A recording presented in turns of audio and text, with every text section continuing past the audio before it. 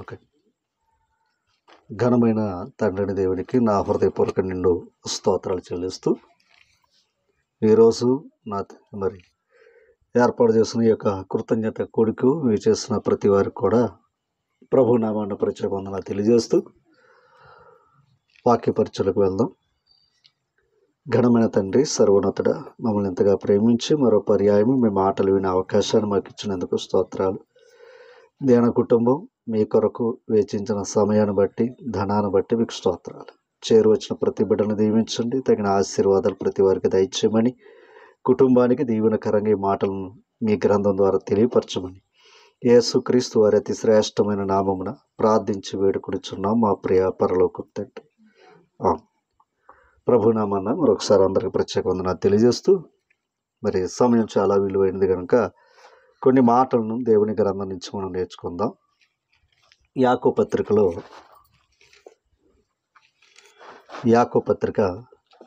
4వ అధ్యాయము, యాకోబు పత్రిక 4వ అధ్యాయము 13వ వచనాన్ని మనం చదువుకుని ముందుకు వెళ్దాం. యాకోబు పత్రిక 4వ అధ్యాయం 13 నుంచి చదువుతాం. నేడైనను రేపైనను ఒకానొక పట్టణమునకు వెళ్ళి అక్కడ 1 సంవత్సరము నుండి వ్యాపారము చేసి లాభము సంపాదింతుము రండని చెప్పుకుని వారులారా. 4:14 అమ్మ, యాకోబు పత్రిక. రేపేమి సంభవించునో మీకు తెలియదు, మీ జీవము ఏ పాటిది. ఇది దేవుడు మనుషులకి వేసిన ఒక ప్రశ్న. నిజం, మనుషుడు భూమి మీదకి వచ్చాక మనుషుడి ఆలోచనలన్నీ కూడా మనలాగే ఉంటాయి. ఎందుకంటే మనం అందరూ కూడా మనుషులే కనుక ఈ ఆలోచనలు ఉంటాయి. అయితే దేవుడు మనకిచ్చింది ఏంటంటే ఒక ప్రశ్న ఇచ్చాడు. ఆయన ఏమని వేశాడు? మీ జీవము ఏ పాటిది. రేపేమి సంభవించునో మీకు తెలియదు. అంటే రేపటి విషయాలు మనకు తెలియవు కనుక మీ జీవము ఏ పాటిది అని చెప్పి అది ఏ పార్టీదో అక్కడే చెప్పాడు. అదనమాట. మీరు కొంతసేపు కనబడి అంతలో మాయమైపోవు ఆవిరి వంటి వారు అని చెప్పాడు అక్కడ. అంటే ఎంతలో కనబడి అమ్మా, అంతలో కనబడి మాయమైపోవు ఆవిరి వంటి వారు అన్నాడు. మీరు కొంతసేపు కనబడి అంతలో అంటే ఒక విధంగా చూస్తే మనిషి యొక్క జీవము ఏ పాటిదని ఆయన ప్రశ్న వేసినప్పుడు అక్కడ సమాధానం దేవుడే చెప్పాడు. మళ్ళీ మనం అయితే ఎక్కడ ఆ జీవం ఏ పాటిది అనే ప్రశ్న వేసిన కాడ మనం చాలా సమాధానాలు చెప్పుకుంటూ వెళ్ళిపోతాం. ఓకేనా? కానీ దేవుడు ఏం చెప్పాడు అంటే అక్కడ చెప్పాడు, కొంతసేపు కనబడి అంతలో మాయమైపోవు ఆవిరి అని ఒక్క సమాధానం చెప్పేశాడు. ఆయన ప్రశ్న వేసాడు, ఆయనే సమాధానం వేశాడట. ఈ జీవం గురించి ఏది అంతలో కొంతసేపు కనబడి అంతలో మాయమైపోవు ఆవిరి గురించి దేవుని యొక్క ప్రణాళిక చూద్దాం. ఎందుకంటే ఆ జీవం ఇచ్చింది కూడా ఎవరో? దేవుడే. అదొక్కసారి చూద్దాం. యోబు గ్రంథం 10వ అధ్యాయములో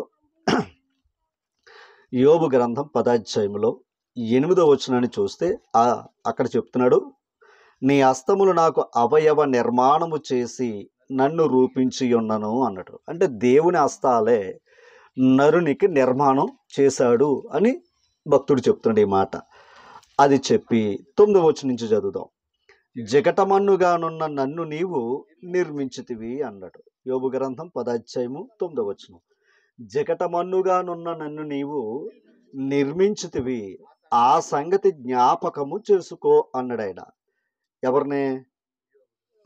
దేవుని జ్ఞాపకం చేసుకో అన్నాడు. చేసిన ఆయనకి జ్ఞాపకం ఉండదా? ఉంటుంది. అంటే దాని అర్థం ఏంటంటే నా బ్రతుకు అల్పం అని చెప్పాడు. అదే ప్రక్కన 7వ అధ్యాయం 7వ వచనం చూడండి. అక్కడ కూడా 7వ అధ్యాయం 7వ వచనం అక్కడే యోబు గ్రంథం. నా జీవము వట్టి ఊపిరే. ఇందాక అదే కదా అన్నాడు, మీ జీవం ఏ పాటిది అన్నాడు ఎవరో దేవుడు. అక్కడ చెప్పాడు అంతలో కొంతసేపు కనబడి అంతలో మాయమైపోవు ఆవిరి అన్నాడు. ఇక్కడ భక్తుడు చెప్తున్నాడు ఏమని? నా జీవము వట్టి ఊపిరియే అని జ్ఞాపకము చేసుకో అన్నాడు ఆయన్ని. మరి ఆయన చెప్పాడు కదా, సర్లే మనం కూడా అంటాము కదా ఆయన జ్ఞాపకం చేసుకోమని. మనం ఆయన అనకపోయినా ఆయన జ్ఞాపకం చేసుకుంటూనే ఉంటాడు. అయితే ఇప్పుడు యోబు గ్రంథం 10వ అధ్యాయం దగ్గరికి వస్తే, జగటమన్నుగాను ఉన్న నన్ను నీవు నిర్మించితివి, ఆ సంగతి జ్ఞాపకం చేసుకో. చేసునుడు తెలీదా? అది. ఇతను జ్ఞాపకం చేసుకోవాలి. ఎవరో నరుడు జ్ఞాపకం చేసుకోవాలి. మనం ఎవరు అన్నది జ్ఞాపకం చేసుకోవాలి. ఇది మట్టి. ఓకేనా? తర్వాత మాట చదువుదాం. నీవు నన్ను మరలా మన్నుగా చేయుదువా? ఒకడు పాలు పోసినట్లు నీవు నన్ను పోసితివి కదా. జొన్నుగడ్డ ఒకడు పేరబెట్టునట్లు నీవు నన్ను పేరబెట్టితివి కదా. చర్మముతోనూ మాంసముతోనూ నీవు నన్ను అండర్లైన్ చర్మము మాంసంతో ఏం చేశాడంట? కప్పాడు. కప్పాడు అంటే లోపల ఎవడో ఉన్నాడు, దాని అర్థం అది. ఓకేనా? ఆ చర్మము మాంసముతో నన్ను కప్పితివి. తర్వాత ఎముకలతోనూ నరములతోనూ నన్ను సంధించివి. అంటే చర్మం లోపల మాంసం ఉంది, మాంసం లోపల ఎముకలు ఉన్నాయి, ఎముకల లోపల నరాలు ఉన్నాయి. ఈ లోపల ఇంకోటి ఉందట, చూద్దాం. అది మరల ఏమిచ్చాడంట? ఎందాకో మాట చదువుకున్నాం. ఎంత భాగ్యాన్ని ఇచ్చిన తర్వాత మళ్ళీ దేవుడు ఏమిచ్చాడంట? జీవం. మరి ఎందాక ఏమన్నాడు ఆయన? మీ జీవము ఏ పాటిది అన్నప్పుడు ఇది ఎందుకు ఇవ్వాలి మనుషులకి ఆయన? ఓకేనా? అంటే ఏ పాటి దానికే ఎంత భాగ్యాన్ని ఇచ్చాడు ఆయన. ఓకేనా? కిందకి రండి. జీవమును అనుగ్రహించి నా ఎడల కృప చూపితివి. అంటే అన్నీ ఉంటే సరిపోదు. ఏముండాలి? జీవం ఉండాలి, బ్రతుకు ఉండాలి అండి. దేవుడిచ్చాడు అది. తర్వాత మాట, ఈ మాట వినాలి. నీ సంరక్షణ చేత నా ఆత్మను, ఎందాక అన్నాడు చూసారా? ఏది? 11వ వచనంలో, చర్మముతోనూ మాంసంతోనూ నీవు నన్ను అన్నాడు చూసా. ఆ నన్ను అనేవాడు ఎవడు అంటే ఆత్మ. ఇప్పుడు ఆత్మకే గమనించాలి. ఆత్మకే జీవాన్నిచ్చాడు, ఎముకలిచ్చాడు, నరాలిచ్చాడు, మాంసాన్నిచ్చాడు, చర్మాన్నిచ్చాడు. మనం ఏమో బయట బట్టలు వేసుకున్నాం. ఇంకా కొంచెం లోపలికి వెళ్తే పైకి ఇల్లు కట్టుకున్నాం. ఇంకా లోపలికి వెళితే పట్టణాలు కట్టుకున్నాం. ఇంకా లోపలికి వెళ్తే ఎన్నెన్ని కట్టుకుంటున్నాం. అంతరిక్షంలో కూడా వెళ్ళిపోయే పరిస్థితులు ఉన్నాయి. కానీ ఎంత భూమి మీద ఉన్న నరుడు ఆయన ఏం ప్రశ్న వేసాడో తెలుసా? మీ జీవము అది ఏ పాటిదంటే, ఎంత ప్రకృతిని చేసి, ఈ ప్రకృతిలో దేవుడు నరుని సృష్టించి, ఈ కుటుంబ వ్యవస్థను పెట్టి, మన ఆలోచనలకి ఆయన ఏమంటున్నాడయ్యా అంటే, నీ జీవం ఏ పాటిది అంటున్నాడు ఆయన. అంటే అంటే ఏ పాటిది అన్నా ప్రశ్న వేసినప్పుడు అంతలో కనబడి అంతలో మాయమైపోవు ఆవిరి జీవితానికి ఎంత అవసరమా? దేవుడే ఇచ్చాడు ఇది. కానీ ఇంకా కొంచెం లోపలికి వెళ్తాం ఈరోజు. ఓకేనా? ఈ జీవము నిత్య జీవము అనే పాట మనం నేర్చుకోబోతున్నాం. జీవము నాది. ఈ జీవిత కాలంలో ఉన్న మన బ్రతుక్కి, ఓకేనా, ఈ జీవం ఉంటేనే మనం దాన్ని సంతరించుకుంటాం. ఇంకొంచెం లోపలికి వెళితే ఒక మాట మీకు వివరిస్తాను చూడండి.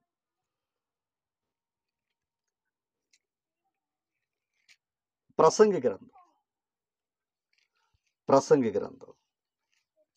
6వ అధ్యాయం. ప్రసంగి గ్రంథం 6వ అధ్యాయం 3వ వచనం నుంచి చదువుదాం.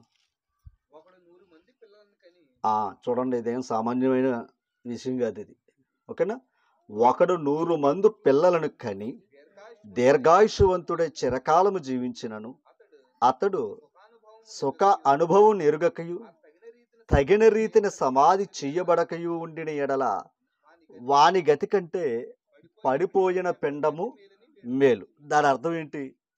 అంత బ్రతికి ఏదో లోకంలో సామెత వాడుతున్నట్టు, ఎంతకి నరుడు ఈ లోకంలో ఏది సంపాదించుకోవాలి? ఎంత బ్రతికినా సుఖ అనుభవాన్ని ఎరగాలి. అంటే తన జీవితంలో ఆ మంచినైనా సంపాదించుకోవాలి. అది గాన సంపాదించుకోలేదనుకోండి, ఓకేనా, అది సంపాదించుకోలేదనుకోండి, ఆయన అంతమంది పిల్లలను పుట్టినా కూడా పడిపోయిన పిండం మేలు. ఓకేనా? తర్వాత చదువుతాం. తర్వాత అది లేమిడితో వచ్చి, ఏది?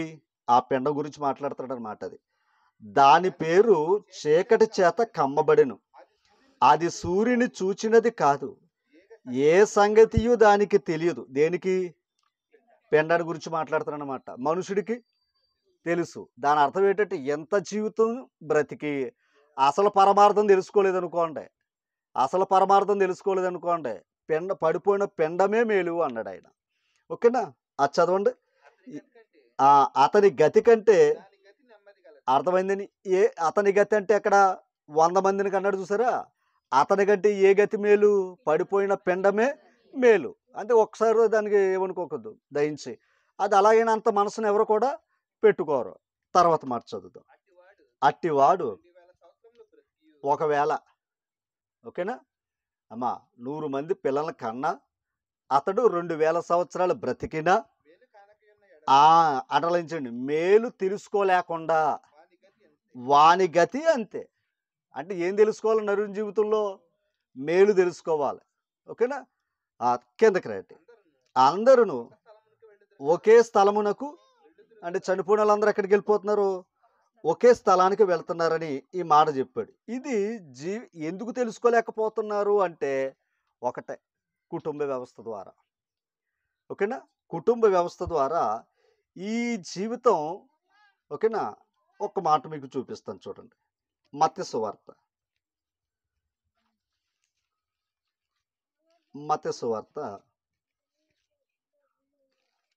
6వ అధ్యాయము. మత్తయి సువార్త 6వ అధ్యాయము తీసారా?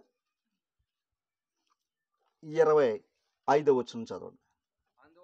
అందువలన నేను మీతో చెప్పినదేమనగా ఏమి తిందుము ఏమి త్రాగుదుము అని మీ ప్రాణమును గూర్చేయును, ఏమి ధరించుకుందుమో అని మీ దేహమును గూర్చేయును. నిజంగా మనుషులు కొన్నది ఇదే కదా. ఓకేనా? మనుషులు కొన్నది ఇదే కదా. అందరికీ కూడా ఒకటే. నేను తినేస్తే పర్లేదు, కానీ నాతో పాటు ఎవరున్నారు? మరలా కుటుంబం అంతే. అంటే ఆ కుటుంబం గురించి కూడా ఏం చేస్తాం? ఆలోచన చేస్తాం. కిందకి రండి. ఆహారము కంటే ప్రాణమును, వస్త్రము కంటే దేహమును గొప్పవి కావా? ఇది అంటే ఇప్పుడు ఏది గొప్పదో నరుడు తెలుస్తలేదు.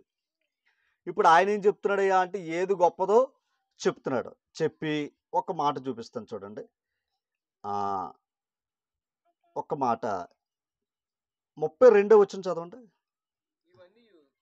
ఒక్కసారి 31 కాడికి వెళ్దాం పైకి. కాబట్టి ఏమి తిందుమో ఏమి త్రాగుదమో ఏమి ధరించుకుందుమో అని చింతింపకూడదు. అంటే భూమి మీద ఉన్న నరుడు యొక్క ఆలోచన ఏంటి?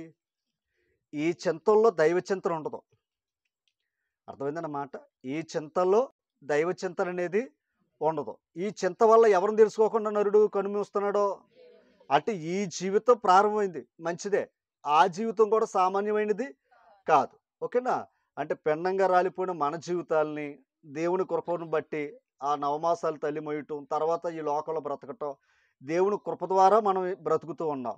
బ్రతుకుతూ ఉంటే మనం లెక్కలు ఎక్కడి వరకు వేసుకుంటున్నాం? ఎక్కడికో వేసుకుంటున్నాం. ఆయన ఏమంటున్నాడో లెక్క, మీ జీవము ఏ పాటిది అన్నాడు ఆయన. ఇంతకే ఏ పాటిది అన్నదానికి ఎంత ఘనత ఇచ్చింది కూడా దేవుడే. ఎంత ఘనత ఇచ్చింది కూడా దేవుడే. ఎంత ఘనత ఇచ్చిన దానికి ఎక్కడ వరకు అయ్యా అంటే ఈ పరిధి వరకేది. ఏ పరిధి? ఈ జీవం మట్టు ఇక్కడ వరకు ఇది. కానీ నిత్య జీవం అనేది ఇంకోటి ఉంది. ఈ జీవితం మంచిదే, కానీ దాన్ని ఖచ్చితంగా తెలుసుకోవాలి. దాని జీవిత పరమార్థం ఈ జీవితంలో ఉండగానే తెలుసుకోవాలి. అందుకు భక్తులు ఏం చేశారు అంటే ఒక్కసారి ఆ కిందకు చదివండి. ఆ మాట తర్వాత వివరిస్తున్నది 32.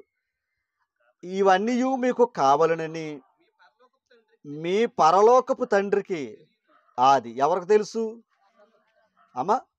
పరలోకంలో ఎవరున్నారట? తండ్రి ఉన్నాడు. ఆ తండ్రికి మనకి ఏం కావాలో తెలుసు అంట. ఇందాక చర్మం ఇచ్చో, నరాలు ఇచ్చో, మాంసం ఇచ్చో, ఎముకలు ఇచ్చో, జీవం ఇచ్చో, ఆత్మ ఇచ్చో అని చూసారా? ఇవన్నీ ఇచ్చినోడు పైన ఉన్నాడట ఆయన.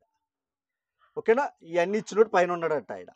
ఇప్పుడు ఆయన ఈ కొద్ది కాల జీవితానికి ఇచ్చాడంట. ఇది పూర్తి జీవితం మాత్రం ఇక్కడ లేదు. కానీ ఈ కొద్ది జీవితంలోనే నరులు ఏం చేస్తున్నారో ఆయన పక్కన పెట్టుకుని ఈ జీవితం కోసం ఏం చేస్తూ ఉన్నారో అదని ఆయన మరిచిపోయే స్థితిలోకి వెళ్ళిపోయారట.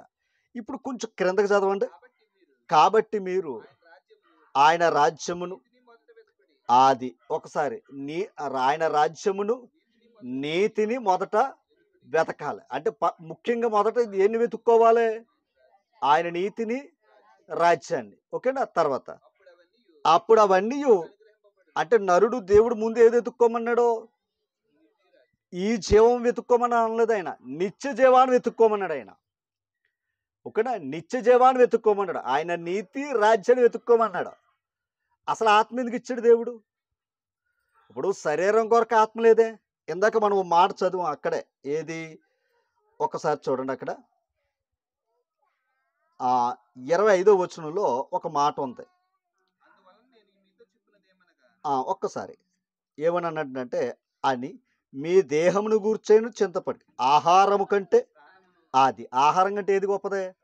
ప్రాణం. ప్రాణం ఉంది కనుక మనం తింటున్నాం. ఓకేనా, ఆహారం ఉందని మనం పుట్టలేదు. ఓకేనా, చూడండి, ఆహారము కంటే ప్రాణమును, వస్త్రము కంటే దేహము, దేహము కంటే ప్రాణం. అంతే కదా, దేహము కంటే ఆత్మ. ఏది గొప్పదో నరుడు తెలుసుకోవాలి. కానీ ఇప్పుడు చెప్పండి, ఆత్మ ఎందుకు ఇచ్చాడు దేవుడు? ఆత్మ ఎందుకు ఇచ్చాడు? నిత్య జీవానికే నడిపించుకుంటావని. శరీరం ఎందుకు ఇచ్చాడు? ఈ జీవంలో ఇక్కడ ఉన్న జీవితాన్ని నడిపించుకుంటామని ఇచ్చాడు ఆయన. కానీ మనం పైన శరీరానికే ప్రాముఖ్యత ఇచ్చాం, కానీ లోపల ఉన్న ఆత్మకు ప్రాముఖ్యత ఇవ్వలేదు. కానీ భక్తులు ఏం చేశారయ్యా అంటే ఇలా వెతికిన వాళ్ళు ఉన్నారంట. ఒకసారి కీర్తన గ్రంథంలోకి వెళ్దాం.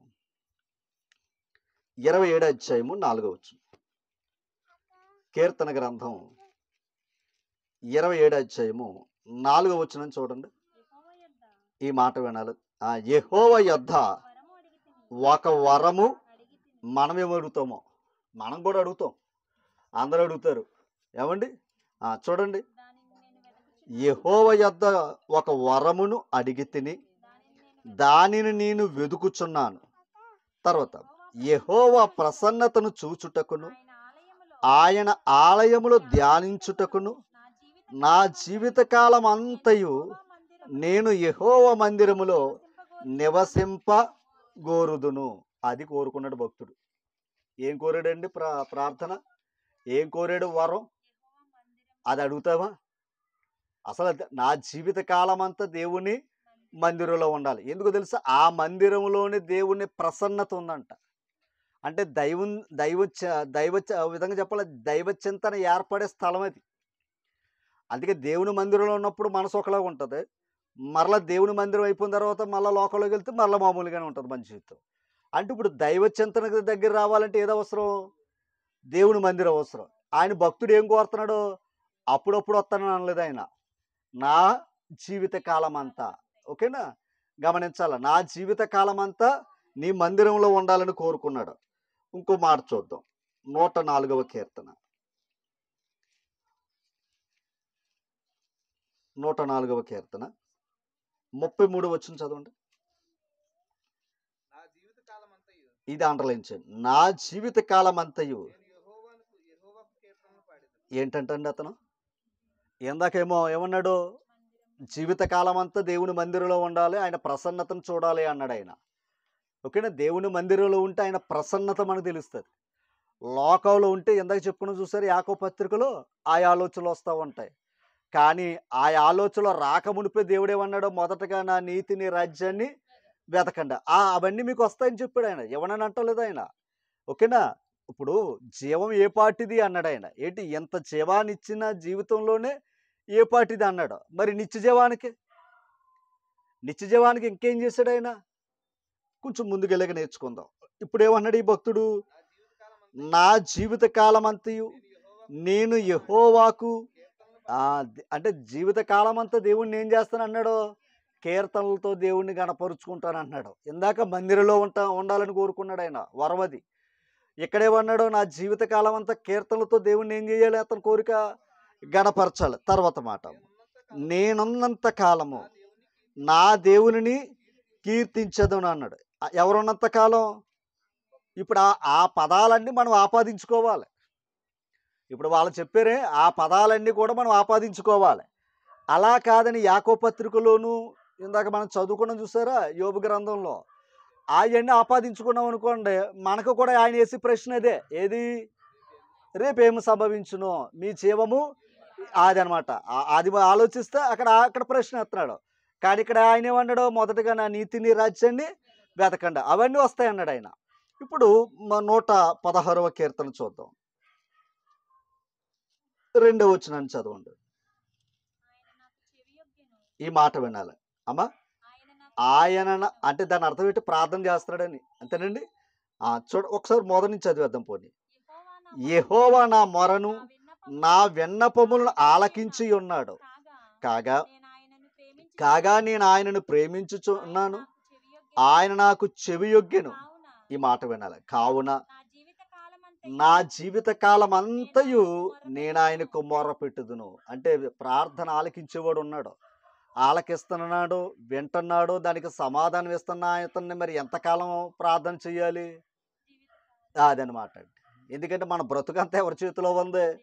రైట్. అందుకని భక్తులు తెలివైన భక్తులు వాళ్ళు, తెలివైన భక్తులు కనుక అందుకే దేవుని వెతుకు వారికి వివేకం కావాలి, వివేకంతో భక్తి చెయ్యాలి.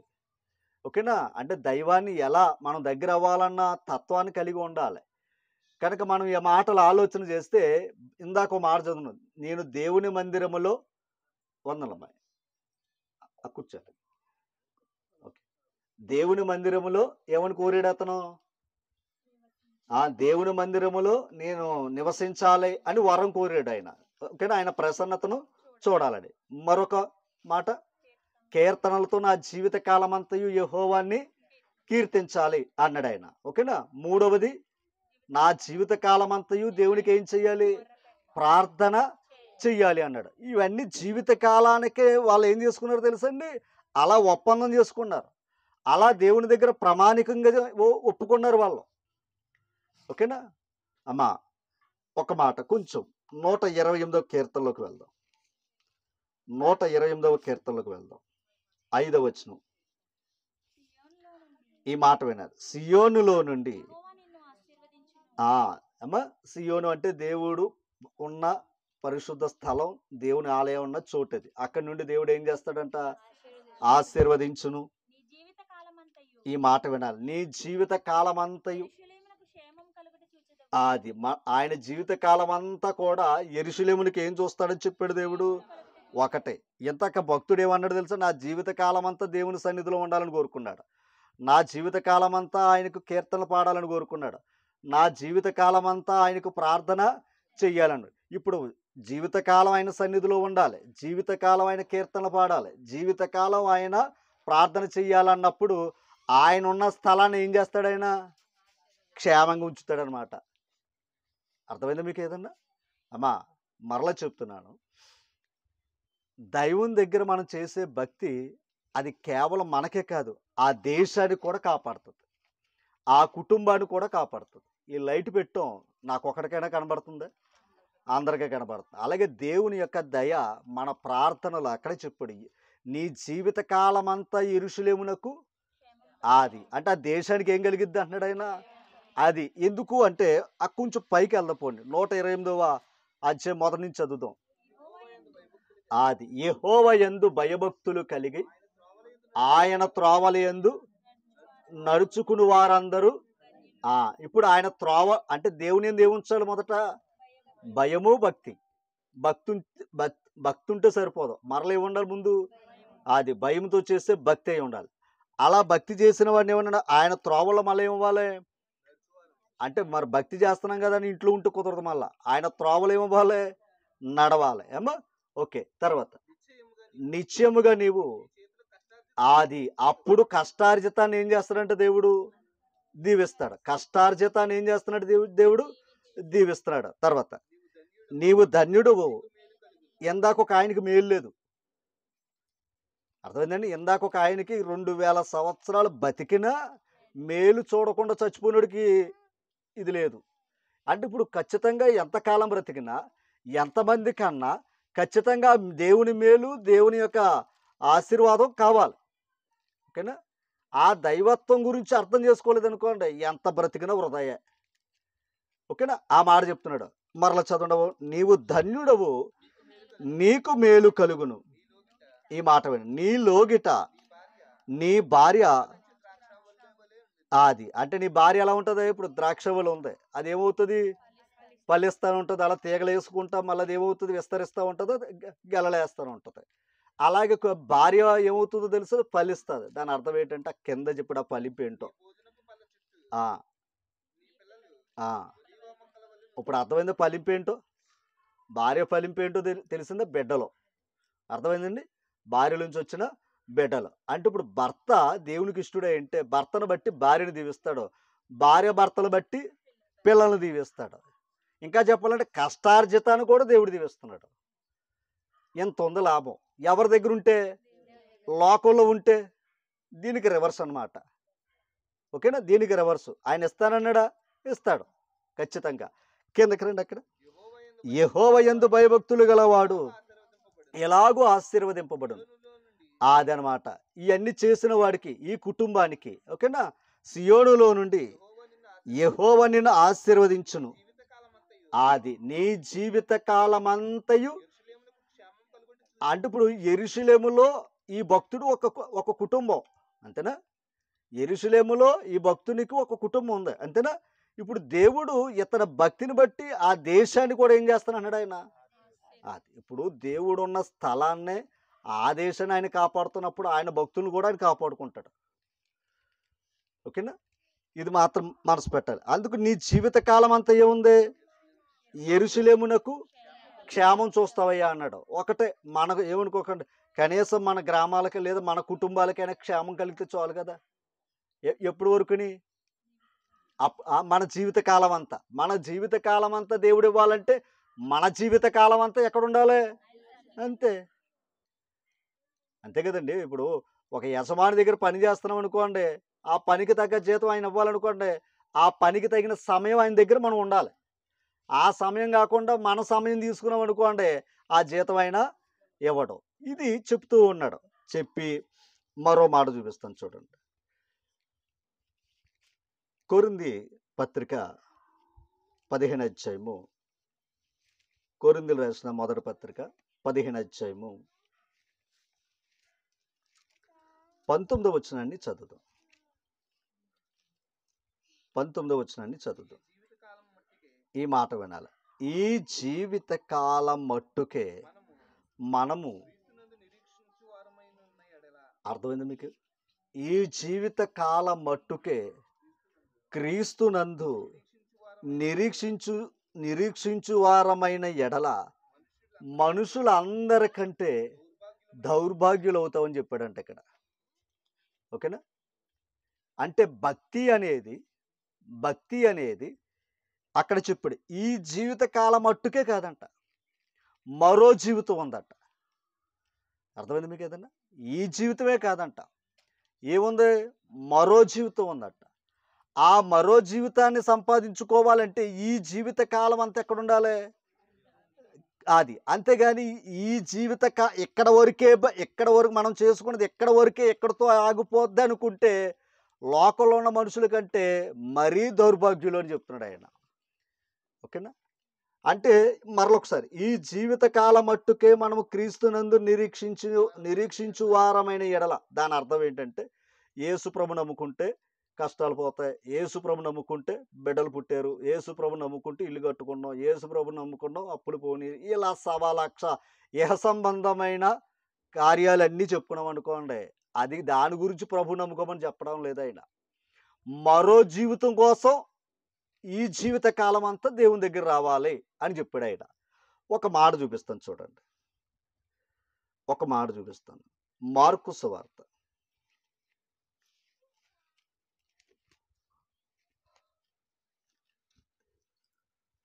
మార్కు సువార్త 10వ అధ్యాయం.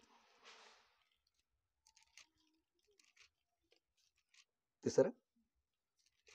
ఇందాక మనం వాక్య భాగాన్ని చదివిన భాగం దగ్గరకు వచ్చాం. 17వ వచనాన్ని చదువుదాం. ఎవరో? యేసు ప్రభు. ఆయన బయలుదేరి మార్గమున పోవచ్చుండగా పరిగెత్తుకుని వచ్చి ఆయన ఎదుట మోకాలు ఊని, అంటే యేసు ప్రభు ఎదుట ఏం వేసాడంట? మోకాలు వేసాడంట. మోకాలు వేయడం అనేది సామాన్యమైన చేసే పని కాదు అది. అంటే అంత సరెండర్ అయిపోయాడంట యేసు ప్రభుకి ఒక వ్యక్తి. సద్బోధకుడా, ఆ పదం ఎవడడుగుతున్నాడు ఈ లోకంలో? ఆ పదం అంటే జీవాన్ని వెతుక్కుంటున్నాడు తప్ప నిత్య జీవాన్ని వెతుక్కునేవాడు ఎవడున్నాడు? అర్థం చేసుకోవాలి. నిత్య జీవం అంటే ఈ కొత్త కాలం ఇది.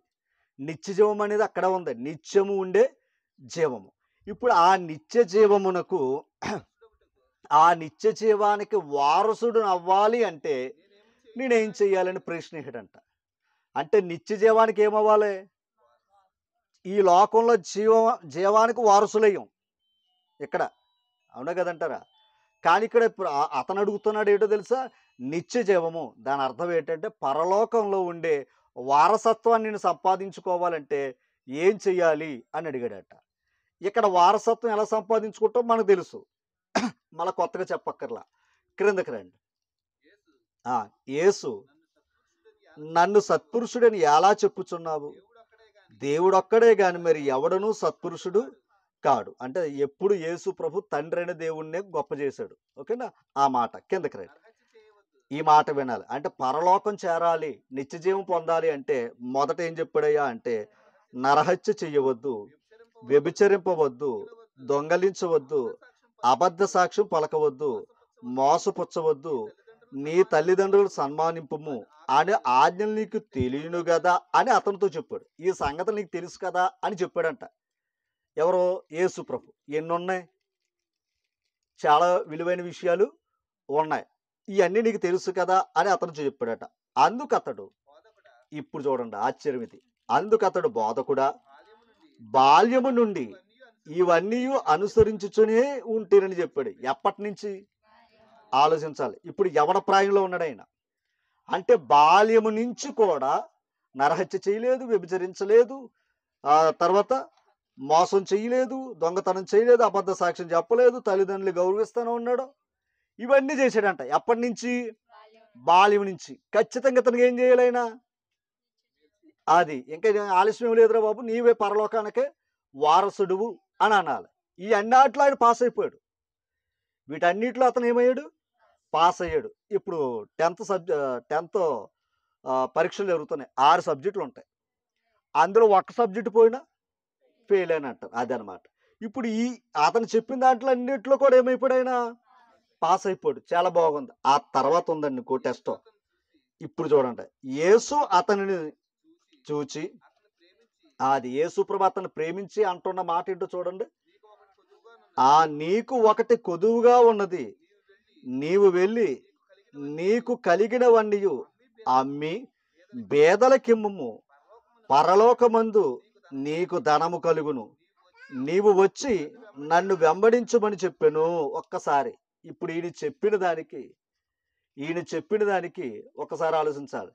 ఇప్పుడు నీ ఆస్తి అంతా అమ్మేసి ఎవరికి ఇచ్చామన్నాడో? ఆయనకి ఇచ్చామని అనలేదు. పాయింట్ అర్థం చేసుకోవాలి. నీ ఆస్తి అంతా పట్టుకుని వచ్చి నాకేమని అనలేదు ఆయన. ఎవరికేమన్నాడో? బేదలకు ఇచ్చే అన్నాడు. అంటే ఇప్పుడు అతను ఎవరని? ఆస్తిపరుడు గనక ఆయనకు ఆ కొదువు ఏదైనా ఉందంటే అన్ని విషయాల్లో పాస్ అయ్యాడు. కానీ ధనం దగ్గర ఫెయిల్ అయిపోయాడు ఆయన. ఓకేనా? అంటే నిత్య జీవాన్ని వెళ్ళడానికే ఎక్కడ ఫెయిల్ అయిపోయాడయ్యా అంటే ఇతను ధనం దగ్గర ఫెయిల్ అయిపోయాడట. మరలా చదువు నాకు ఒక్కసారి కిందకి.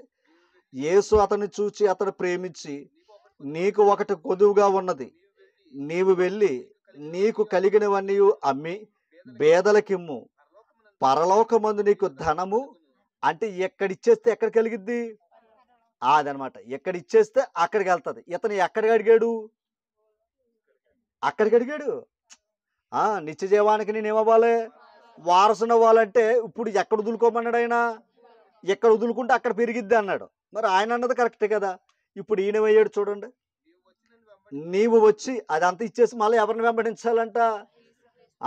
వెంబడించు. తర్వాత వెంబడించుమని చెప్పాను.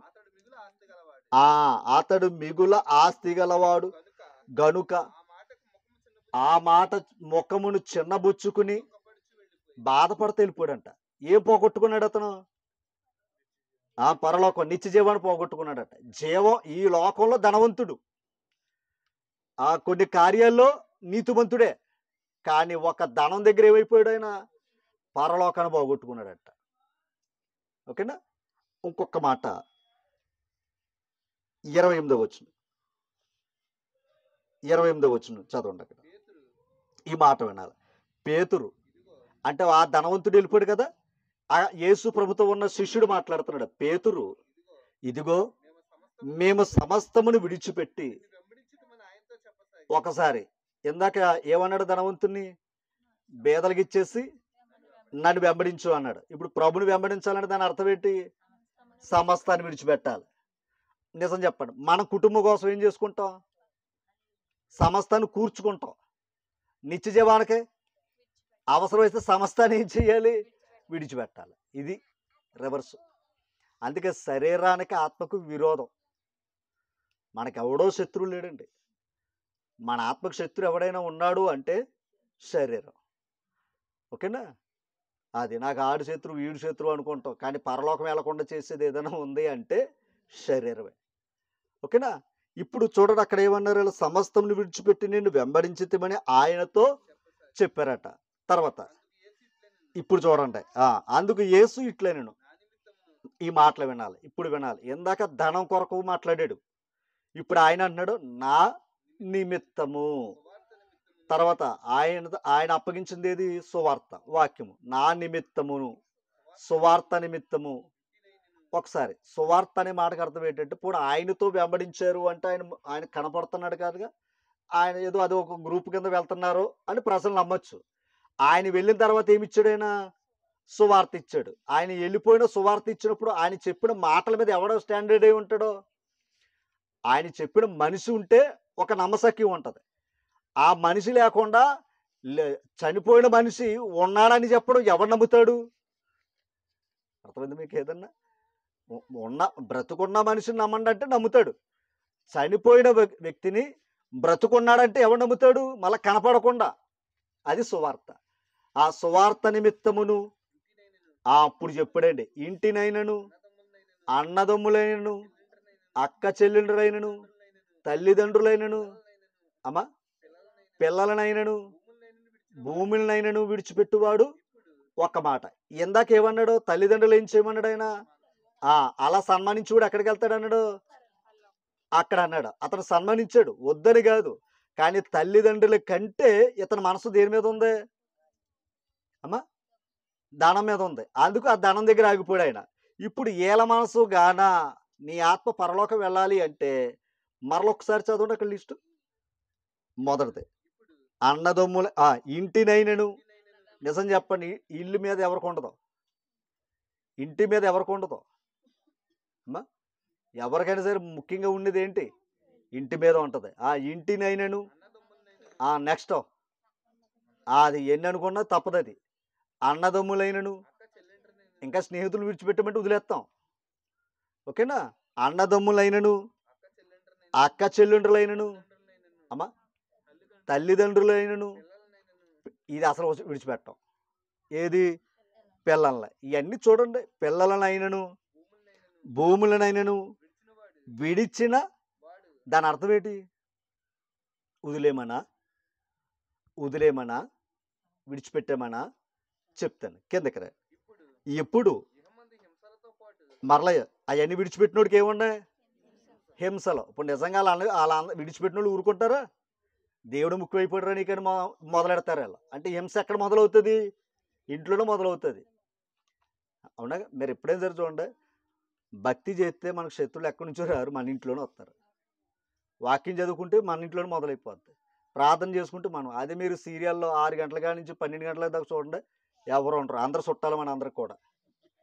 కానీ దేవుని దగ్గర ఒక ప్రార్థన ఎట్టుకుందామని ఒక అరగంట కూర్చుందాం అంటే మొదలెట్టేసారని అనుకుంటారు. అంటే శత్రువులు ఎక్కడ ఉండరు. ఎందుకంటే దేవుని యొక్క మాటలు లోకానికి నచ్చవు. అనవసరమైన విషయాలని చెప్పండి, హ్యాపీగా వింటారు. రేపొద్దున ఎవరు ఉంటారో, రేపొద్దున మరి అధికారులు ఎవరో, రేపొద్దున ఎవరో 12వ తారీఖున ఏంటి, ఇది మామూలుగా ఉండదు. వాళ్ళకి సంబంధం లేదు. వాళ్ళకి వెళితే వీళ్ళ పనులు చేసుకోవాలి, ఇంకొకరికి గెలిచినా వీళ్ళ పనులు చేసుకోవాలి. అవునంటారు కదా. కానీ నిజంగా తెలివైన వాళ్ళు ఎవరంటే వాళ్ళే. ఎందుకంటే వాళ్ళందరూ వీళ్ళని ఎర్రేసారు, వాళ్ళు బంగారులు పడ్డారు. ఏమనుకోకండి, మాట వాడుతున్నాం, మనం అందరు తెంగరోళం కనుక, అదేనా, మనం అందరు తెంగరోళం కనుక వాళ్ళు ఏమనుకోండి, మేము ఆ పక్షం ఈ పక్షం అని చెప్పుకున్నాం. కానీ దేవుని పక్షాన్ని చూడు ఎవడో లేడు.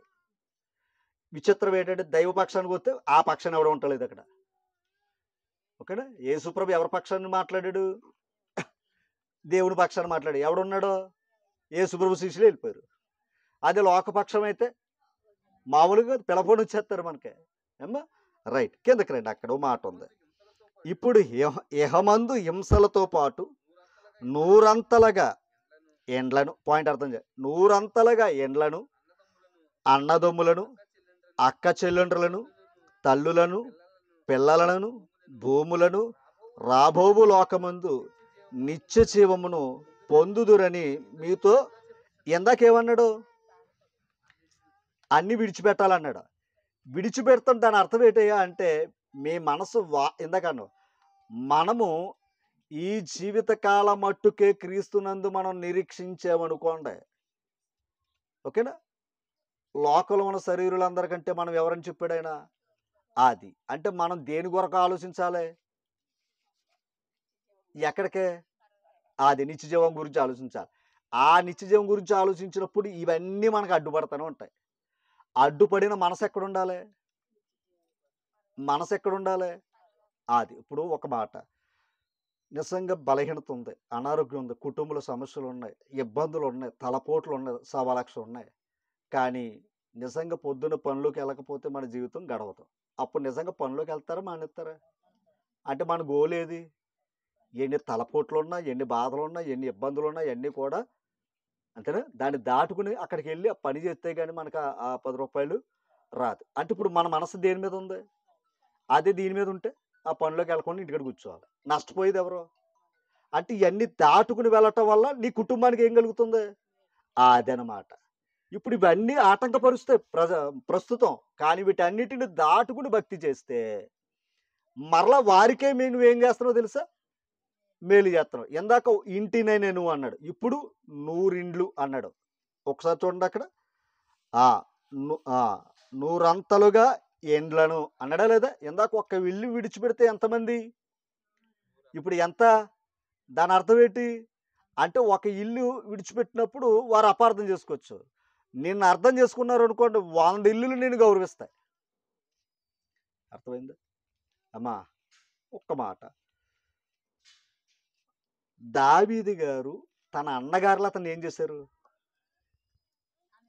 అమ్మా? అమ్మటం ఉంది ఆయన గురించి కదా, యోసేపు గురించి. మళ్ళీ అక్కడికి వెళ్తాను. దావీదు అన్నగారులు ఏమన్నారు? ఎరా తండ్రి గారి మందని ఏం చేసావు? వదిలేసి వస్తావా? మళ్ళీ ఇక్కడ ఏమో యుద్ధంలోకి సైనికుడిగా తయారవుతావా? వెళ్ళా పని చూసుకొని అన్నారా లేదా? అంటే ఇప్పుడు తన ఇంటి వారికి ఎలాగున్నాడో అది ఎందుకు ఎందుకు ఉన్నాడో? దైవం అంటే అమితమైన భక్తి. ఈ భక్తులు ఆయన ఉండటంతో వీళ్ళకి నచ్చలేదు. నచ్చకపోవడంతో కుటుంబానికి నచ్చలేదు ఆయన. ఇప్పుడు చెప్పండి, దేవుడికి నచ్చినోడిని ఎక్కడిట్టాడు? రాజ్యానికే, అనేక కుటుంబాలకి యజమాని అయ్యాడు. అది గొప్పతనం. ఓకేనా? మన జీవితం కూడా ఒకవేళ ఆనాటికి దాన్ని అధిగమించి వస్తే, ఏది ఆ కుటుంబం మనకు ఆటంకపడింది అనుకో, దాన్ని అధిగమించి మనం ముందుకు వచ్చామనుకోండి, కొన్ని 100 కుటుంబాలు మన పక్షాన్ని నిలబడతాయి. కానీ అక్కడే చెప్పాడు, ఏహమందు హింసలు అన్నాడు. నువ్వు ఎప్పుడైతే విడిచిపెట్టావో ఖచ్చితంగా ఏమొస్తాయి? నాకంటే వాళ్ళు ఎక్కువైపోయారు అంటారు.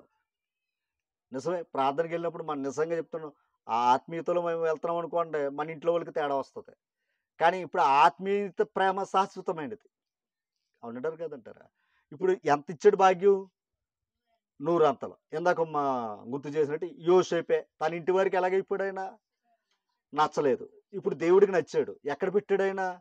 దేశానికి ప్రధానమంత్రిని చేశాడు. అంటే ఎంతమందికి ఆయన సహాయం చేశాడు? అదనమాట. ఓకేనా? ప్రారంభంలో ఎవరికీ నచ్చం మనం. ఏది భక్తి అని పట్టుకున్నాం అనుకోండి, నచ్చం. అందుకే లోకం ఏం చేస్తుందంటే నిత్య జీవం కంటే భౌతిక సంబంధమైన భక్తి మీదే ఇంట్రెస్ట్ పెడుతున్నారు. ఎందుకంటే దాంతో గొడవ లేదు, దాంతో గొడవలే లేవు. ఎందుకంటే అది అందరికి ఇష్టమే. ఎందుకంటే ఎక్కడి వరకే కదా, చచ్చాక ఎవడు చూసి వస్తాడరా అంటున్నాడు అంతే. కానీ దైవం ఏం చెప్తున్నాడయ్యా అంటే మరో జీవితం ఉందని చెప్తున్నాడు. మరో జీవితం ఉందని చెప్పినప్పుడు భక్తులు ఏం చేశారయ్యా అంటే ఆ జీవితం మేము ఎలా సంపాదించుకోవాలి అని అవన్నీ విడిచిపెట్టారట వాళ్ళు. ఓకేనా? అవన్నీ విడిచిపెట్టారట. ధనాన్ని విడిచిపెట్టాలి అన్నాడు. ఎవడు విడిచిపెడతాం? రెండవది అవసరమైతే ఇవన్నీ విడిచిపెట్టాలన్నాడు. ఇక్కడ విడిచిపెడితే వదిలేస్తానన్నాడు ఆయన.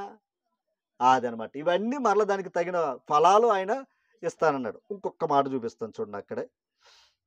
9వ అధ్యాయము తీసారా? 43వ వచనం చదవండి. 9:43.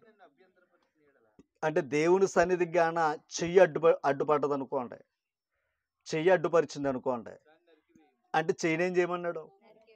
మరి ఇది ఎలా తీసేద్దాం? అది అవసరం. ఏదో గమనించాలి ఒక్క మాట.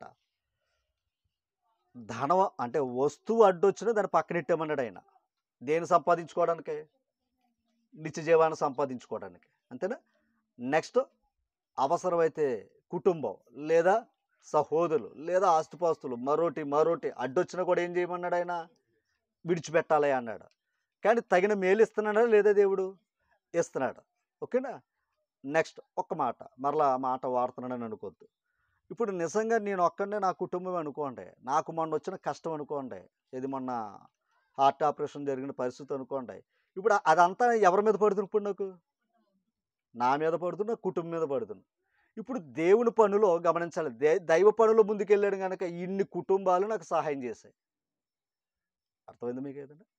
అమ్మా, ఇన్ని కుటుంబాలు ఏం చేశాయి నాకు అంటే ఇప్పుడు అది ఆయన చేసాడా లేదా? అంటే ముందు ఎలాగున్నాం? నచ్చం.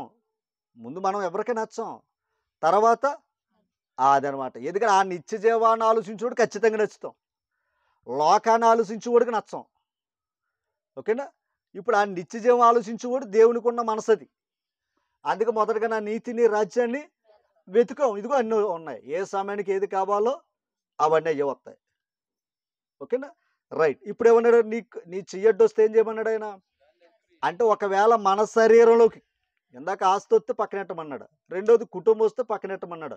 ఇప్పుడు మనలో మన అవయవాలు ఏదైనా అడ్డు వస్తే దాన్ని కూడా ఏం చేయమన్నాడు ఆయన? దాని అర్థం ఏంటంటే ఒక ప్రయాణాన్ని పెట్టుకున్నాను అనుకోండి, ఏది దైవం దగ్గర రాకుండా, ఆ ప్రయాణాన్ని పక్కనెట్టుకోమని అర్థం. ఒక పని చెయ్యనగానేంటి? పనే కదా. ఒక పనిని కల్పించుకున్నాను అనుకోండి, ఆ పనిని ఏం చేసుకోవాలి? పక్కన పెట్టుకుని దేవుని దగ్గర రావాలి. దాని అర్థం ఏంటంటే మార్తా మరియలే. యేసుప్రభుని పిలిచారు, మార్తమ్మ గారు ఏం చేస్తుంది? వంట చేసుకుంటుంది లోపల. మరియమ్మ ఏం చేస్తుంది? వింటుంది. ఆవిడ పనులు చేసుకుంటుంది. పనులు చేయాలంటే ఏం కావాలి? చేయలు కావాలి. చేసుకుంటే ఆవిడ ఇంతకీ దేవుడి మాటలు వింటలేదు ఆవిడ. అప్పుడు యేసుప్రభుకి మరలా ఈ ఫిర్యాదు తెచ్చింది, మరి నాకు పనికి సహకారం లేదని. అప్పుడు యేసుప్రభు ఏమన్నాడు? ఈవిడ ఉత్తమమైనది. అది మనం చచ్చిపోయేంత వరకు పనులు ఉంటాయి, కానీ మనం దేవుని దగ్గర రావాలంటే ఒక కమిట్మెంట్ మనమే పెట్టుకోవాలి. దేవుడు ఎక్కడ కూడా బలవంతంగా వెళ్ళమని చెప్పడండి, అది మనమే కమిట్మెంట్ చేసుకోవాలి. దేవుని దగ్గర రావాలని మనసు ఉండాలి. అందుకే భక్తుడు నా జీవిత కాలం అంతా ఆయన సన్నిధిలో మందిరంలో ఉండాలన్నాడు, నా జీవిత కాలం అంతా ఆయన్ని కీర్తించాలన్నాడు, నా జీవిత కాలం అంతా ఆయన్ని ప్రార్థించాలని ఆయన్ని కమిట్మెంట్ చేసుకున్నారు. వాళ్ళు అలా కమిట్మెంట్ చేసుకున్నారు గనుకే వారు నిత్యత్వంలో ఉన్నారు. ఓకేనా? చనిపోయిన నిత్యత్వంలో ఉన్నారు ఎవరో? ఆ భక్తులు. ఇప్పుడు మనకు అదే చెప్తున్నాడు. ఒకవేళ ఈ చెయ్యి అడ్డొచ్చినా, కాలు అడ్డొచ్చినా, కన్ను అడ్డొచ్చినా అవన్నీ కూడా పక్క తీసుకుని అక్కడే చెప్పాడు చూడండి. ఏది? 46వ వచనం అండి. నిన్ను అభ్యంతరపరిచిన ఎడల దానిని నరికివేయము, 2 పాదములు కలిగి నరకంలో పడవేయుట కంటే కుంటువాడవే. నిజమే కదా. వికలాంగుడు వెళ్ళిపోతాడే పరలోకానికి. ఇన్ని కాళ్ళుండి ఇన్ని అవయవాలుండి కూడా మనం వెళ్తలేదంటే దాని అర్థం ఏంటి? అంటే ఇప్పుడు పరలోకం వెళ్లకుండా ఆపింది ఏది? ఎవడో కాదు, మన కాలు ఆపింది, మన చెయ్యి ఆడిపోయింది. ఇందాక అందుకే చెప్పాను, పరలోకానికి వెళ్లకుండా ఆటంకపరిచేది మన దేహం. ఓకేనా? ఇప్పుడు దేవుని దగ్గర రావాలనుకోండి, రావాలనుకుంటే వాటిని అధిగమించి వస్తాం. ఓకేనా? దేవుని దగ్గర రాకూడదు అనుకున్నాం అనుకోండి, దాన్ని కల్పించుకుంటాం మనం, అంతే. ఇప్పుడు నిత్య జీవాని కోసం ఏం చెయ్యాలి? నిత్య జీవాని కోసం ఏం చెయ్యాలి అమ్మా?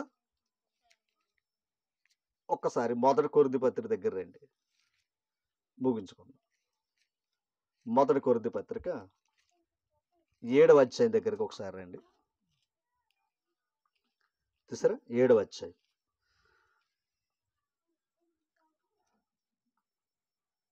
ఒక మాట,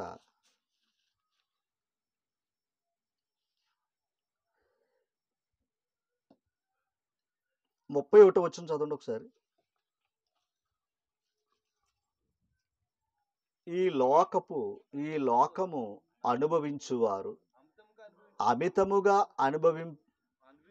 అనుభవింపునట్టును ఉండవలెను. ఈ లోకపు నటన, అంతే, ఈ లోకపు నటన గతిస్తుందట. అంటే ఈ లోకం అంతా ఏంటిది? నటన. నటన. ఇప్పుడు ఈ నటనలో గతించిపోయేది ఇక్కడ. ఈ లోక నటనలో ఈ పాత్రలన్నీ కనబడతా ఉన్నాయి. గతించిపోతాయి. ఓకేనా? గతించిపోద్ది. ఇప్పుడు ఈ గతించిపోయే లోకం ఈ లోకం. గతించని లోకం పరలోకం. అంటే దేవుడుండే లోకం ఏది? పరలోకం. ఇప్పుడు ఆ పరలోకం వెళ్ళాలంటే గతించిపోయే లోకంలో గతించే శరీరంతో ఉండగానే మనం ఆ గతించని లోకానికి వెళ్ళడానికి ప్రయత్నం చేయాలి. ఓకేనా? ఒక మాట చూపిస్తాను చూడండి. భార్యాభర్తల గురించి దైవలేఖనం మొట్టమొదటగా దేవుడు పురుషుణ్ణి, స్త్రీని చేశారండి. దైవలేఖనాలు సెలవిచ్చాయి. ఓకేనా? వారిద్దరిని జతపరిచింది ఎవరో? దేవుడు. దేవుడు జతపరిచింది నరుడు ఏం చేయకూడదు? వేరుపరచకూడదు. జతపరిచాడు ఆయన. జతపరిచాడు. ఓకేనా? ఈ కుటుంబ వ్యవస్థ కోసం ఆయన జతపరిచాడు. ఇక్కడ ఒక మాట చూద్దాం చూడండి. ఏంటి ఆ మాట అంటే 32వ వచనం నుంచి చదువుదాం. మీరు చింతలేని వారే ఉండవలనని కోరుచున్నాను. ఆల్రెడీ ఏమున్నాయంట? చింతలు. ఓకేనా? చూద్దాం. పెండ్లి కానివాడు ప్రభువుని ఎలాగో సంతోష పెట్టగలడని ప్రభు విషయమే కార్యముల గురించి చిందు. పెండ్లి కానుడు ఏం చేస్తున్నాడు? ప్రభుని ఎలా సంతోష పెట్టాలి, ప్రభుని ఎలా గణపరచాలి, ప్రభుని ఎలా మహిమపరచాలి అని సంతోషిస్తాడు. ఎందుకంటే ఎవరు లేరు అక్కడ? భార్య లేదు గనక. ఇప్పుడు పెండ్లైన వాడు ఏం చేస్తున్నాడు చూడండి. పెండ్లైన వాడు భార్యని ఎలాగో సంతోష పెట్టగలనని లోక విషయమైన వాటిని గూర్చి చింతించుచున్నాడు. ఇద్దరిది చింతన ఉంది. ఒకడికేమో కుటుంబ చింతన, మరొకటికేమో దైవ చింతన, ప్రభు చింతన. అదే కదా అన్నాడు. ఇద్దరికి కూడా చింత ఉంది. ఇప్పుడు చూడండి. అటువలని ఈ మాట వినాలి. ఆ పెండ్లి కాని స్త్రీయు కన్యకు తాము శరీరమందును ఆత్మయందును పవిత్రురారైనట్టుకు ప్రభు విషయమైన కార్యముల గూర్చి చింతించుదురు గాని పెండ్లైనది భర్తని ఎలాగో సంతోష పెట్టగలనని లోక విషయమైన వాటిని గూర్చి అంతే. భార్య కూడా ఏం చేస్తుంది?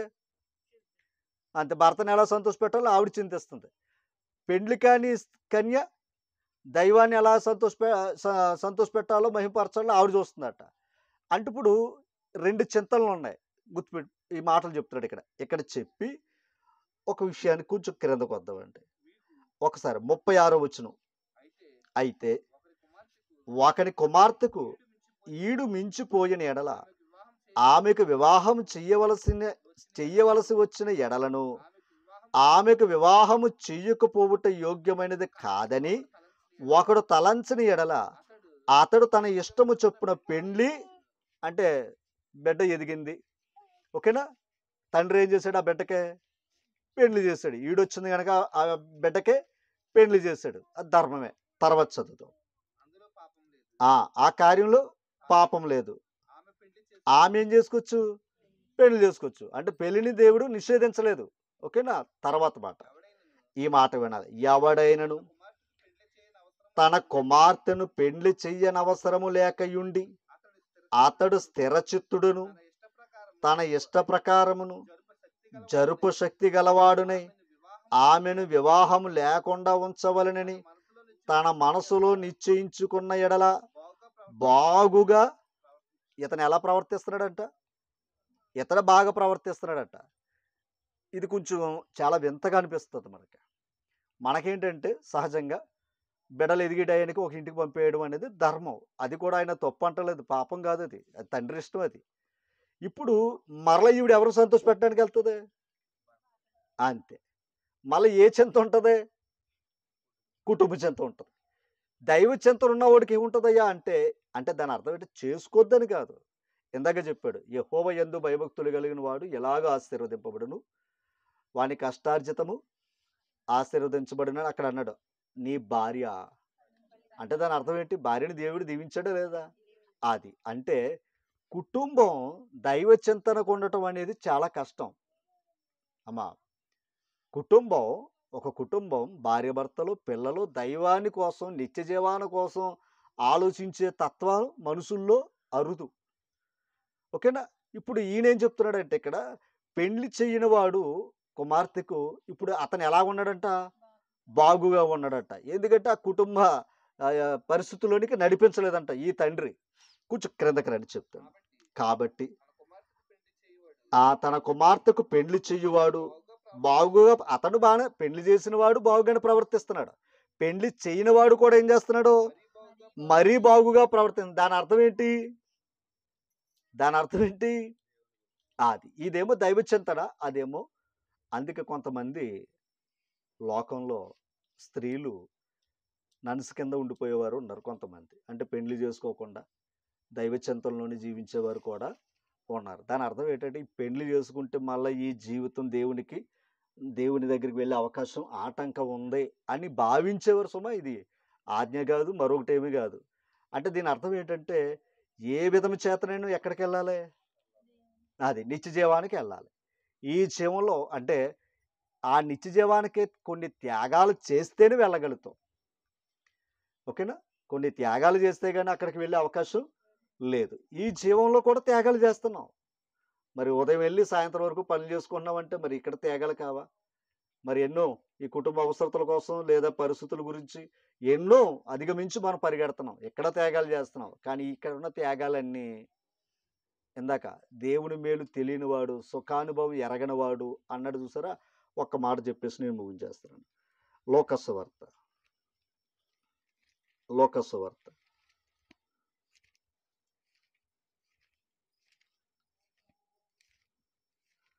సరే,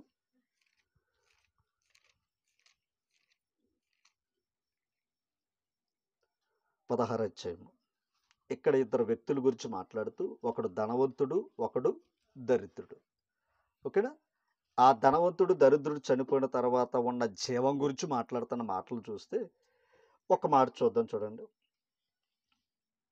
23వ వచనాన్ని చదువుతాం.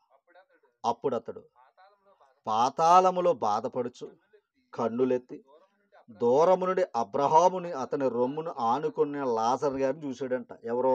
భూమి మీద ఉన్న ధనవంతుడు. భూమి మీద ఉన్న దరిద్రుడు ఇప్పుడు ఎక్కడ ఉన్నాడో తెలుసండి? అబ్రహాము గారి యొక్క నీతిమంతులున్న స్థలాల్లో ఉన్నాడట ఈ దరిద్రుడు, భూమి మీద ఉన్న దరిద్రుడు. ఒకసారి అబ్రహాం అక్కడ ఉండడానికి కారణం ఏంటి? అవన్నీ విడిచిపెట్టి దేవుడు చెప్పినట్టుగా వెళ్ళాడు కనుక ఆయన. అవునా? నీ తండ్రిని, నీ తల్లిని, నీ దేశంని విడిచిపెట్టి నేను చూపించే దేశానికి ఆ త్యాగం చేశాడా లేదా? ఆయన చేశాడు కనుక చనిపోయిన తర్వాత ఎక్కడున్నాడు ఆయన? నీతిమంతులు ఉండే పరదేశంలో నెమ్మదికరమైన స్థలాల్లో ఉన్నారు. అలా ఆ స్థలంలోనికి భూమి మీద ఉన్న దరిద్రుడు కూడా వెళ్ళాడంట. ఇక్కడ ఆయన ఎలా బ్రతికాడు? దరిద్రుడిగానే బ్రతికాడట. దరిద్రుడు చనిపోయినాడు. ఇప్పుడు ఎక్కడున్నాడో? నీతిమంతులు ఉండే నెమ్మదికరమైన సంతోషంలో ఉన్నాడట. ఇప్పుడు చదువుతాం. ఆ తండ్రివైన అబ్రహామా, నా యందు కనికరపడి తన వేలి కొనను నేలలో ముంచి నా నాలుకను చల్లార్చుటకు లాజరును పంపుము. నేను అంటే ఇప్పుడు పాతాళంలో ఏముంది? ఈ అగ్ని జ్వాలలలో యాతన పడుచున్నానని కేకలు వేసి, అంటే ఇప్పుడు పాతాళంలో ఏముంది? అగ్ని జ్వాలలో. మొన్న మే నెలలో మనకి ఎండలు చూసి మామూలుగా లేదు మనకి. ఇది వాతావరణ పరిస్థితి. దానికి ఫ్యాన్లో ఏసీలో ఏదేదో ఉంది. ఇక్కడ మొత్తం మీద ఏదో దాటేసాం. ఓకేనా? కానీ చనిపోయిన తర్వాత ఆత్మ పాతాళానికి వెళ్ళింది చూసారా? ఆ ఆత్మ పాతాళానికి వెళ్ళినప్పుడు అక్కడ ఏమున్నాయంట? అగ్ని జ్వాలలు ఉన్నాయంట. అగ్ని జ్వాలలు. ఇప్పుడు ఆత్మ ఇందాక చెప్పుకున్నాం, చనిపోయిన తర్వాత ఆత్మ ఎక్కడికి వెళ్తుంది? పాతాళానికి. ఇప్పుడు పాతాళానికి వెళుతున్నప్పుడు ఆత్మ అగ్ని జ్వాలలు ఏమవుతున్నాడు? ధనవంతుడు యాతన పడుతున్నాడంట. తట్టుకోలేక కేకలు వేస్తున్నాడంట. ఆ నీటి కొనను ముంచి వేలిని నన్ను నాలుక మీద పెట్టు అన్నాడు. దాన్ని అర్థం చేసుకోండి. మనం గొంతుకు పొడారిపోయినప్పుడు మంచినీళ్ళు గుటక ఎవరెత్తారని చూస్తూ ఉంటాం. ఓకేనా? అలాగే బాధను తట్టుకోలేనప్పుడు కూడా ఖచ్చితంగా నాలుకని ఏం చేసుకుంటాం? అదనమాట. అలాగే అతడు కూడా ఆ రిక్వెస్ట్ అడుగుతున్నాడంట అతన్ని. ఇప్పుడు చూడండి అతడు ఏం చెప్తున్నాడో. 25వ వచనం. అందుకు అబ్రహాం, ఇది అండర్లైన్ చేయండి, కుమారుడా నీవు నీ జీవిత కాలమందు నీకిష్టమైనట్టు ఎక్కడ అంటే భూమి మీద ఏమనుభవించాడు? సుఖాన్ని అనుభవించాడు. దేవుని దగ్గర ఉండే సుఖాన్ని అనుభవించలేదు ఆయన. అర్థమైందా? భూమి మీద ఉన్న సుఖాన్ని అనుభవించాడు తప్ప ధనంతో దేవుని దగ్గర ఉండే సుఖాన్నే తెలుసుకోలేదు ఆయన. ఓకేనా? కిందకి రండి. అలాగునే లాజరు కష్టమును అనుభవించినని, అంటే భూమి మీద కష్టపడేవాడు దేని దేని వెతుక్కున్నాడో?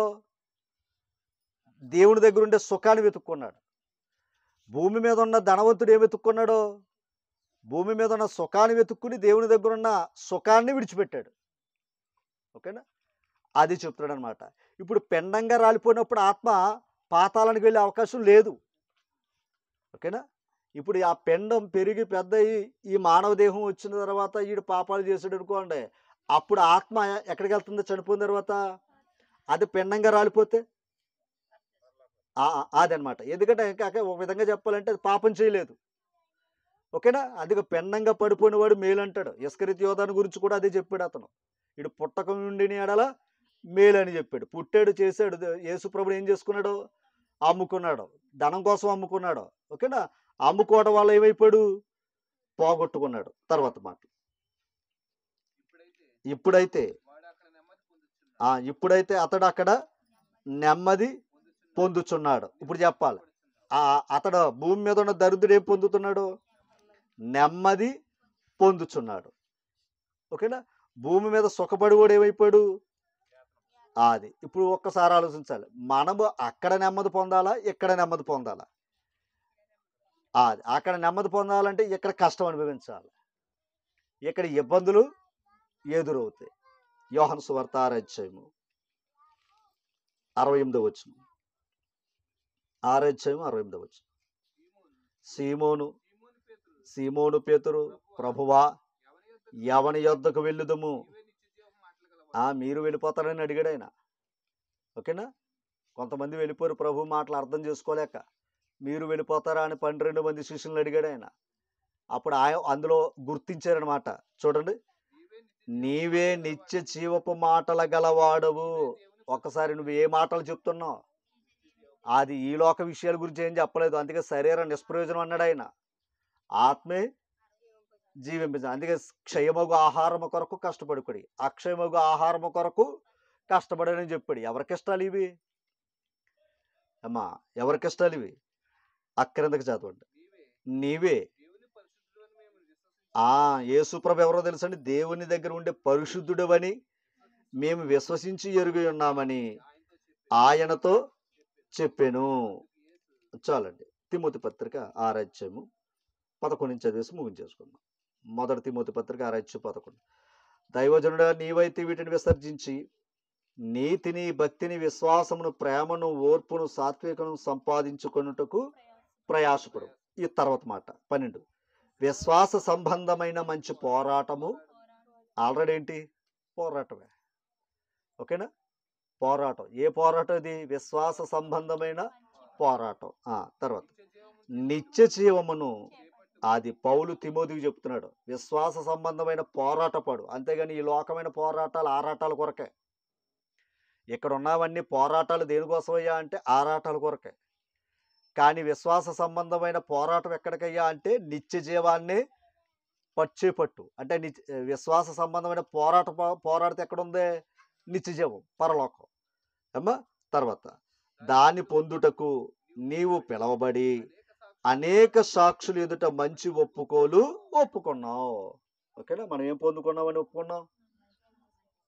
నిత్య జీవాన్ని పొందుకోవడానికి ఒప్పుకున్నాం. యేసుప్రభు చెప్పే మాటలు ఏవి? రైట్. ఇప్పుడు యేసుప్రభు చెప్పే మాటలు నిత్య జీవం అయినప్పుడు మనం దాన్ని పట్టుకోవాలంటే మనం కూడా ఏం చెయ్యాలి? పోరాడాలి. ఏం పోరాడాలి? ఎవరితో పోరాడదాం? ఎవరితో కాదు. ఆత్మకు శరీరం ఆత్మకు ఏం చేస్తున్నాయి? గలతీ పత్రికలోకి వెళ్తే పోరాడుతున్నాయంట. కనుక వాటితో మనకే ఫైటింగ్ ఇది. మంచి చెయ్యాలి అని మనం ఆత్మ ఉన్న, చెడు చేయమని శరీరం ప్రేరేపిస్తూనే ఉంటుంది. ఓకేనా? చెడు చేయమని శరీరం ఉంటుందండి అందరికీ ఈక్వల్, అందులో సందేహమే లేదు. ఓకేనా? అందులో అది అందరూ ఏ టు జెడ్ అందరూ కూడా, శరీరంతో ఉన్న మనుషులందరూ కూడా, ఈరోజు వాక్యం దగ్గర కూర్చున్న అందరూ కూడా చెప్తున్నాను, చెడు చెయ్యమనే శరీరం ఎప్పుడు కూడా ఏం చేస్తుంది అంటే ప్రేరేపిస్తూనే ఉంటుంది. ఎందుకంటే ఈ శరీరం ఎక్కడున్న మమకారం, ఇది మట్టి మీద ఉన్న మమకారం. ఎందుకంటే దీనికి ఇదే ఇష్టం. ఓకేనా? కనుక మరలా అనుకోద్దు, ఎవరు అనుకోవచ్చు సుమా. చూడండి, షుగర్ ఉన్న వాళ్ళకి స్వీట్లు ఎలాగ ఇష్టమో అట్లాగే ఈ దేహం ఇక్కడి నుంచి వచ్చింది కదా, ఇక్కడ ఉన్న క్రియలన్నీ దీనికి ఇష్టం. దేనికి?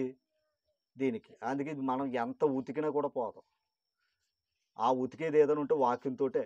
ఓకేనా? అందుకే వాక్యం నీ సన్నిధిలో నా జీవితకాలం అంతా నీ సన్నిధిలో ఉండాలని, నా జీవితకాలం అంతా నిన్ను కీర్తించాలని, నా జీవితకాలం అంతా నిన్ను ప్రార్థించాలని భక్తుడు కోరాడు. అలాగే ఈ జీవితకాలం మట్టుకే క్రీస్తునందు ఉంటే సరిపోదు. మరో జీవితాన్ని సాధించాలంటే ఈ జీవితం అంతా కూడా ప్రభువులో మనం ఉండాలి. అప్పుడు ఆ నిత్య జీవాన్ని సంపాదించుకుంటాం. అంతేగాని ఈ లోకమైన అవసరాలతో కోసం ప్రభు దగ్గరికి వచ్చామనుకోండి, అది గొప్పదేమీ కాదు. కనుక జీవము గొప్పది. జీవం అంటే ఈ లోక జీవం గొప్పది. ఎందుకంటే ఈ జీవం చూడలేని చాలామంది ఉన్నారు కదా, అవునంటారు కదంటారా? ఈ జీవాన్ని చూసే భాగ్యాన్ని ఇచ్చాడు, కానీ నిత్య జీవాన్ని చూసే భాగ్యాన్ని కూడా ఆయన ఇస్తున్నాడు. కనుక ఆ నిత్య జీవాన్ని సంపాదించుకోవాలంటే ఈ జీవం చాలా కాపాడుకోవాలి. ఓకేనా? అనవసర విషయాలకి దేవునికి దగ్గర మనం పెట్టుకుని దైవానికి దూరమయ్యే పరిస్థితులు మనకు రాకుండా దైవం దగ్గరకు వస్తే దేవుడు ఖచ్చితంగా మార్గాల్ని తెరుస్తాడు. కనుక ఒక మాట, అందుకు నిత్య జీవాన్ని సంపాదించాలంటే ఎన్ని పోగొట్టుకోవాలని చెప్తున్నాడు. కానీ పోగొట్టుకున్నది మళ్ళీ దేవుడు దాన్ని రెట్టింపుతో ఇవ్వగలడు. అర్థమైంది మీకు ఏదన్నా? పోగొట్టుకుంటే మళ్ళీ రెట్టింపుతో దాన్ని ఇస్తాడు. ఒక్క మాట, ఈరోజు ప్రతిదీ చూడండి, పెట్టుబడి పెడితే కానీ ఏది రాదు. ఒక వ్యవసాయమైనా, లేదా పిల్లల చదువులైనా, లేదా మరి గృహాలు కట్టాలన్నా ప్రతిదీ ఏం చేయాలి? మనం పెట్టుబడులు పెట్టాలి. పెట్టుబడులు పెట్టినప్పుడు మనం ఏమవుతాం? అప్పులు అవుతాం. కానీ ఒక సమయం ఏమవుతుంది అది అమ్మా? ఒకప్పుడు ఏమనుకో, ఒక ₹1,00,000 ఇస్తాం అనుకుందాం. ₹1,00,000 కొన్నాం అనుకోండి, ఒక 5-6 సంవత్సరాలకి ఏమవుతుంది? రెట్టింపు అవుతుంది. అంటే ఆనాడు అది ఇబ్బంది, కానీ ఈనాడు కొనాలంటే. అలాగే దేవుని విషయంలో కూడా మనం కూడా భక్తి గమనించాలి. ఆ నిత్య జీవం కొరకు మనం పెట్టుబడులు పెట్టాలి. అంటే ఇది నమ్మకమే పెట్టాలి. ఆ పెడితే ఖచ్చితంగా ప్రతిఫలాలు మనం పోసుకుంటాం. ఎంతవరకు దేవుని సంతోష పెట్టాలంటే చెప్పాడు, ధనం విషయంలో పక్కన పెట్టాలి. ఓకేనా? అవసరమైతే మనుషుల విషయంలో కూడా ప్రక్కన పెట్టాలి. అవసరమైతే దేహానికి అడ్డొచ్చే ఆలోచనలు కూడా పక్కన పెట్టాలి. చివరికే భార్య విషయంలో కూడా అన్నట్టు దేవుడు జతపరిచిందే. అవసరమైతే దేవుని పనికి కూడా ఆటంకం వస్తే, ఓకేనా? అంటే దాని అర్థం ఏంటంటే భార్య కంటే దేవునికి చోటు ఇవ్వాలి. ఆయనకంటే దేని ఎక్కువ ప్రేమించకూడదు. ఎందుకంటే అసలు ఇచ్చినోడు ఆయన. ఇందాక మాట, ఆయన ప్రేమించి మనకి ఇచ్చుడితే నిత్య జీవానికి పొందడానికి వచ్చినోడు ఏమన్నాడు? ఆయనను ప్రేమించే కదా మాటలు చెప్పాడు. అంటే ప్రభు అతను ప్రేమించే కదా. అంటే ప్రేమించాడంటే అతను కూడా ఎక్కడ ఉండాలని అన్నాట్లో పాస్ అయ్యాడు. పాపం ధనం విషయంలో అతను ఏమైపోయాడు? ఫెయిల్ అయిపోయాడు. అతనే ఫెయిల్ అయిపోయాడు అంటే మనం ఎన్ని దాంట్లో ఫెయిల్ అయిపోతున్నాం ఒకసారి పరీక్షించుకుందాం. కనుక దేవుని సంతోష పెట్టాలి అంటే అవసరమైతే మన సంతోషాలు పక్కన పెట్టాలి. అర్థమైందండి? మన సంతోషాలతో దేవుని సంతోష పెట్టడం అనేది అసాధ్యం. ఓకేనా? కనుక మనం ఒక మాట చెప్పాలంటే అవమానాలైన పొందడానికే, ఆయన నామం నిమిత్తం అవమానాలైన పొందడానికి సిద్ధపడాలి. ఆయన సంతోష పెట్టాలి తప్ప మన సంతోషం కోసం ఆయనకి అవమానం తేకూడదు. అలా తెచ్చామనుకోండి మన జీవితంలో ఎప్పుడూ సంతోషం ఉంటుంది. అది ఎప్పుడూ సంతోషం ఉంటుంది. కనుక అవసరమైతే ఆయన సంతోష పెట్టడానికి ఇన్ని త్యాగాలు చేశారు. అలా త్యాగాలు చేస్తే కానీ పరలోకం చేరలేము. కనుక జీవము, నిత్య జీవం. మరొకసారి ఈ కుటుంబం తరపున మీ అందరు కూడా ప్రత్యేక వందనాలు తెలియజేస్తూ, మరి ప్రశాంత్ తల్లి యొక్క పుట్టినరోజు వేడుక, మరి తల్లి దూరంగా ఉన్నా, మరి మనసు ఎక్కడున్నా, ఒకటి వాక్యం ద్వారా మరి జీవము, నిత్య జీవం. ఇప్పుడు దేవుడు బిడ్డలని ఓకే వారసులకు ఇచ్చారు. కానీ ఇప్పుడు నిత్య జీవానికి వారసులు అవ్వాలంటే ఎంత పని చేయాలి?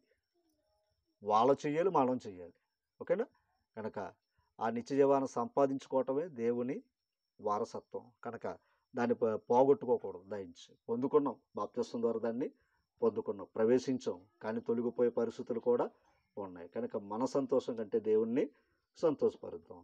మరొకసారి ప్రభు నామమున మీ అందరికి కూడా ప్రత్యేక వందనాలు. Thank you.